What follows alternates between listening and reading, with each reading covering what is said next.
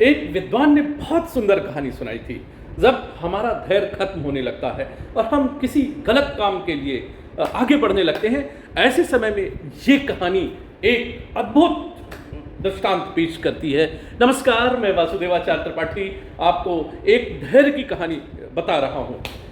एक बड़ी सभा में एक राजा बैठे हुए थे, एक मंत्री बैठी हुई थी और राजा का राजकुमार बैठा हुआ था और एक राजकुमारी उनकी बेटी बैठी हुई थी। और घुंघरुओं की थाप पर एक रक्कासा नर्तकी नृत्य कर रही थी और वो लगभग शाम को रात्रि के समय वो नृत्य प्रारंभ हुआ और तबला वादक और सभी लोग उस नृत्य में शामिल थे और वो नर्तकी बल खा के नाच रही थी और बड़े तबले की थाप में मगन होकर वो नाच रही थी। जैसे जैसे रात बीतती जाती थी, नृत्य की गति भी बढ़ती जाती थी, जिसमें राजा, मंत्री, उसका बेटा राजकुमार और राजकुमारी इस नृत्य का आनंद ले रहे थे। ऐसे समय में जब भोर का समय हुआ और नृत्य लगातार बढ़ते बढ़ते सुबह की ओर बढ़ने लगा, उस समय उस जो तबला बजा रहा था उसकी उंगलियां नींद के कारण कांपने लगी और वो गलत थाप दे रहा था, जिसके कारण उस नर्तकी को नृत्य करने में विघ्न पड़ रहा था। उसको दिक्कत आ रही थी, जिस कारण से उस नर्तकी ने उस समय एक दोहा कहा उस तबला वाले को ध्यान में रखते हुए कि बहुत गई थोड़ी रही, थोड़ी भी अब जाए, ऐसे वो रास रचाइयो रंग में भंग ना आए। जैसे ही ये उसने दोहा कहा तो राजा का जो राजकुमार था अपने हीरो का हार उस नर्तकी के कदमों में फेंक दिया।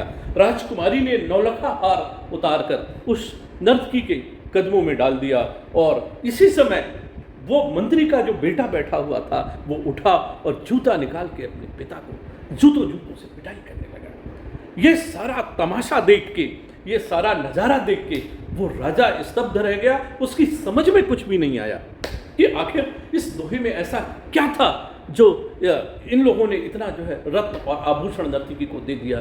तब उसने नृत्य को बंद करवाया और एक एक कर से कि सबसे पूछा, सबसे पहले राजकुमार से पूछा कि राजकुमार तुम बताओ कि इस दोहे में तुम्हें क्या लगा कि जो अपने आभूषण उठा के तुमने दे दिए।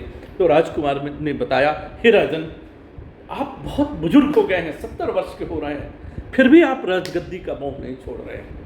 मैं आपको किसी प्रकार जहर देकर मारने वाला था और ये राजगद्दी हासिल करता, लेकिन इस दोहे से मुझे ये लगा कि अब बहुत बीत चुकी है, बहुत सी समय बीत चुका है, थोड़ा सा जो समय और बचा है वो भी चला जाएगा और मैं राजा अपने आप हो जाऊंगा, तो ये कलंक मैं अपने मत्थे पर क्यों लूँ।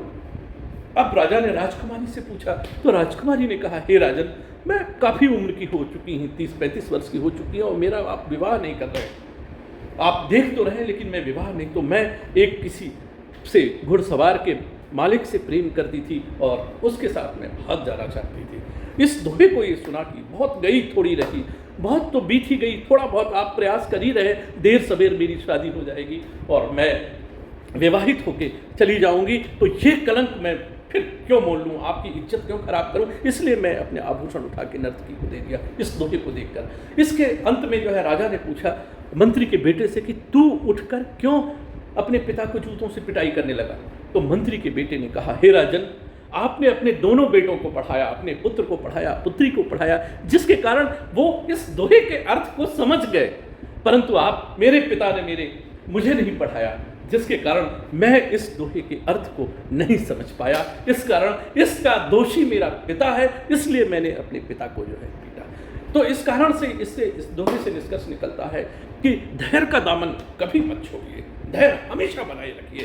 परिस्थितियां और समय निश्चित तौर पे बदलेंगी और कोई ऐसा कलंक मनुष्य को नहीं लेना चाहिए कि जिसका फिर दोष अपने ऊपर लगे, समाज के ऊपर लगे। इस कारण से हमेशा धैर्यवान रहिए, धीरज धर्म मित्र धर्म नारी की बात का पालन करिए और हमेशा जो है आप जीवन में आगे बढ़िए। इसी के साथ बहुत बहुत नमस्कार करता हूँ।